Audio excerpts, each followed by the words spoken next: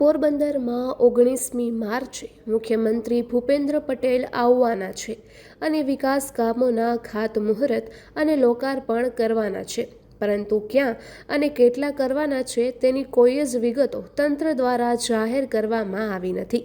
તેથી આશ્ચર્ય સર્જાયું છે. મુખ્યમંત્રી ભૂપેન્દ્રભાઈ પટેલના આગામી 19 માર્ચના રોજ સંભવિત પોરબંદર પ્રવાસ દરમિયાન તાજાવાલા હોલ ખાતે વિવિધ વિકાસલક્ષી કામોના લોકાર્પણ અને ખાતમુહૂર્તનો કાર્યક્રમ યોજાનાર છે. આ સંભવિત કાર્યક્રમના સુચારુ આયોજન અને પૂર્વ તૈયારીઓના ભાગરૂપે કલેક્ટર એસી ધાનાણીના અધ્યક્ષ સ્થાને કલેક્ટર કચેરી ખાતે બેઠક યોજાઈ હતી. બેઠક દરમિયાન મુખ્યમંત્રીના હસ્તે લોકાર્પણ, ખાતમુહૂર્ત સહિતના તમામ કાર્યક્રમોને સફળ બનાવવા માટે વિવિધ વિભાગોના અધિકારીઓ સાથે વિસ્તૃત ચર્ચા વિચારણા કરવામાં આવી હતી.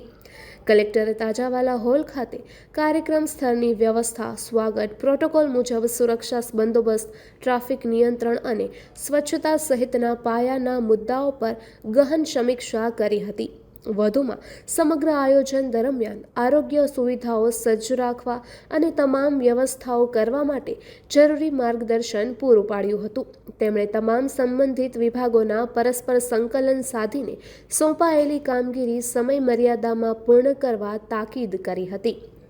આ બેઠકમાં જિલ્લા વિકાસ અધિકારી, પોલીસ અધિક્ષક નિવાસી અધિક કલેક્ટર, પ્રાંત અધિકારીઓ, નાયબ મ્યુનિસિપલ કમિશનર, જિલ્લા આયોજન અધિકારી જેસી ઠાકોર સહિત વહીવટી તંત્રના ઉચ્ચ અધિકારીઓ અને વિવિધ અમલીકરણ વિભાગોના વડાઓ ઉપસ્થિત રહ્યા હતા.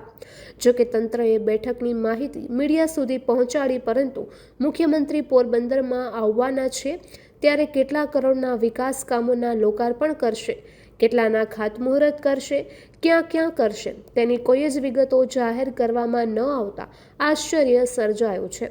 કારણ કે મુખ્યમંત્રી દરજ્જાની વ્યક્તિ પોરબંદરમાં 3 દિવસ પછી આવવાની હોય તો સ્વાભાવિક રીતે જ લોકાર્પણ અને ખાતમુહૂર્ત અંગે જે તે વિભાગ દ્વારા લિસ્ટ અગાઉથી જ તૈયાર કરાયું હોય છે. તેમ છતાં જો તંત્ર દ્વારા કોઈ જ વિગતો જાહેર કરવામાં આવી ન હોય તો મુખ્યમંત્રી શું ગુપ્ત ઓપરેશન પાર પાડવા આવશે? તેવા સવાલો ઉઠ્યા પામ્યા છે. નિપુલ પોપટ, પોરબંદર ટાઈમ્સ.